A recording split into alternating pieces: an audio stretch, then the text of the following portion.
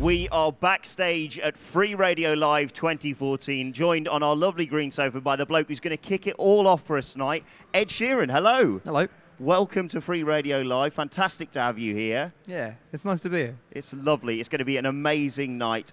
Yet another amazing, hectic year for you in 2014. What has been the highlight for you this year?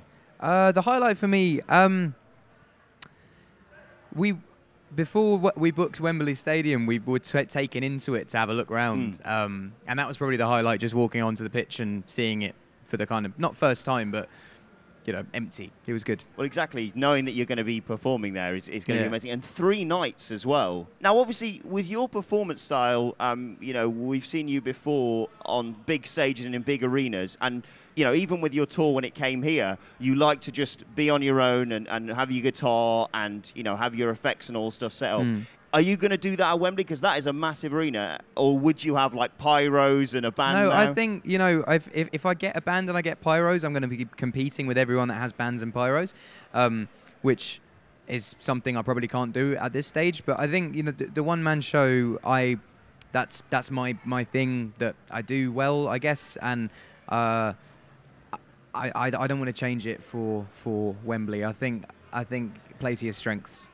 And just the amount of people that are going to be in there all focused on you with, like you say, just your loop pedal, your guitar is going to be one hell of a sight to see. It should be fun. I'm very nervous about it now that it's actually happening, but yeah, it should be fun. It is going to be amazing. Another great show you're going to be playing very soon is the Victoria's Secret show. Yeah. How much are you looking forward to playing that? I don't really know much about it. Like, I don't really know what happens. Like, whether it's a catwalk and you're on the catwalk or you just play when people are getting changed. I don't really know. I think it'll be fun. It's a great lineup. I'm really looking forward to seeing Taylor and Hosier, and it'll be good.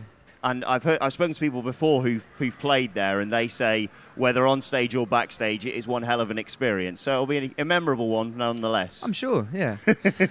Now, we obviously have to talk about Thinking Out Loud, an amazing video, and, to show off, I mean, you scare a lot of other people, including myself, with the amount of talents that you have, and dancing in that video, that's not fair to the rest of us. You need to let us catch up a little bit. I practiced a lot. It was a lot of practice. Yeah, it wasn't, I can't dance. Like, I just learned that dance for that day. Like, it's not something I can do. Is that it now? It's gone. There's going to be no pretty more. much, yeah, pretty much. I mean, I'd have to practice it a lot to get it back, I think. I think Strictly is maybe not something you'd be up for by the sounds of that then. No, because like the reason I would have done Strictly is to try out dancing, and now I've done it. There's not really any point, I might if Strictly ever do a comic relief sketch or anything, like I'm down for that. But to prove you can dance week after week when I don't know. I think if I'd never danced, I would do it, but yeah. I wouldn't now.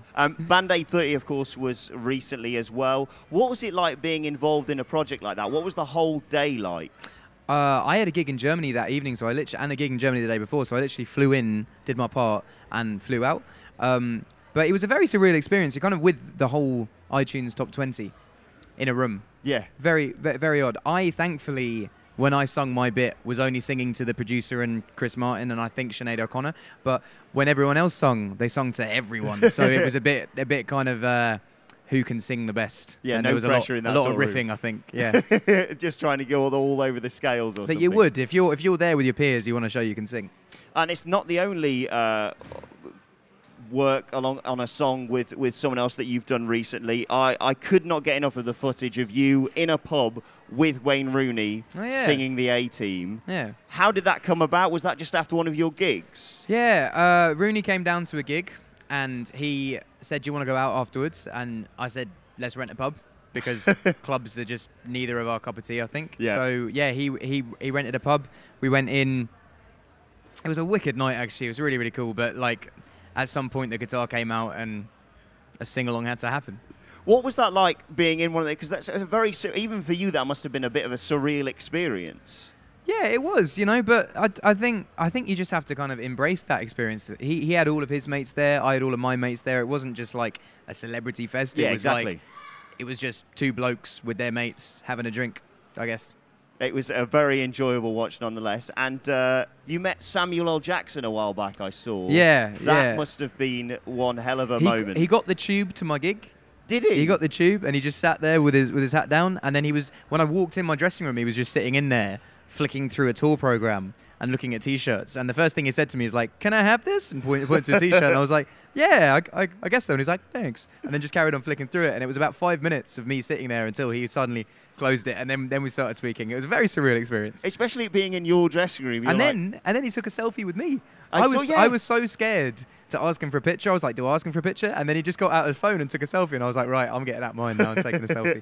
Yeah, very surreal. Now, we couldn't have you here and all the other acts here at Free Radio Live without me getting a little bit carried away and inventing a game. Cool. And it's rather apt that you were talking about papers making things up and true and false statements, because I've got a little game of true or false we can play. If you just want to dig in there in our Free Radio eggs, pick out a name. I really hope that's not your name in there. Nicole Schertzinger. Nicole Schertzinger. We will play a game of true or false. Very simple. 5 facts around Nicole Schertzinger. You have to work out whether they are true or false. Okay. I'll sift through the pile here and get to our Nicole Can I look at my page. true or false ones? You can look at yours, absolutely. Name his guitars. That's all right. That's okay. Yeah. Good. It's got the seal of approval. Okay. Very simple. True or false on Nicole Schertzinger.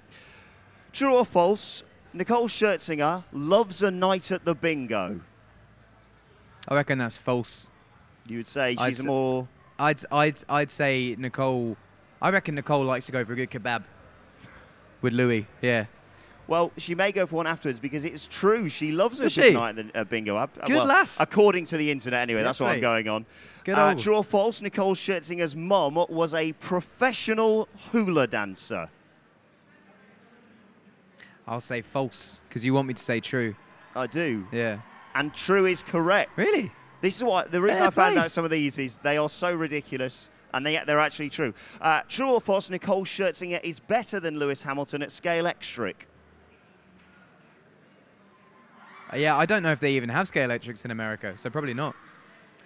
It is false. I just made that one up because I thought we had to get a driving reference in there. True or false, Nicole Schertzinger collects crucifixes.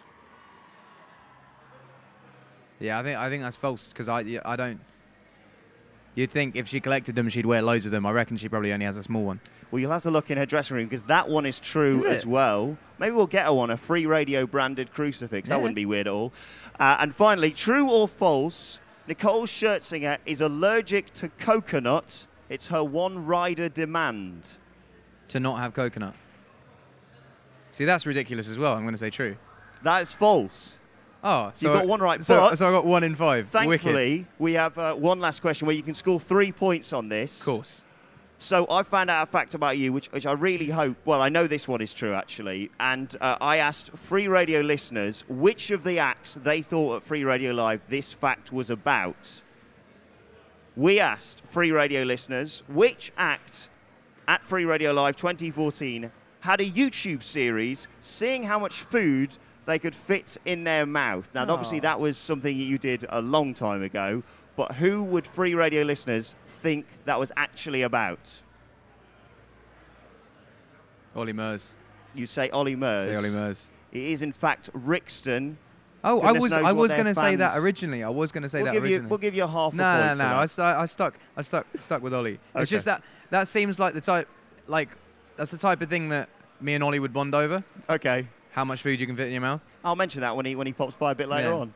Ed Sheeran, thank you so much for coming tonight. Thank you for kicking off Free Radio Live 2014 for us, and have an amazing night. Yay! In partnership with Birmingham Ormiston Academy. Imagine everything.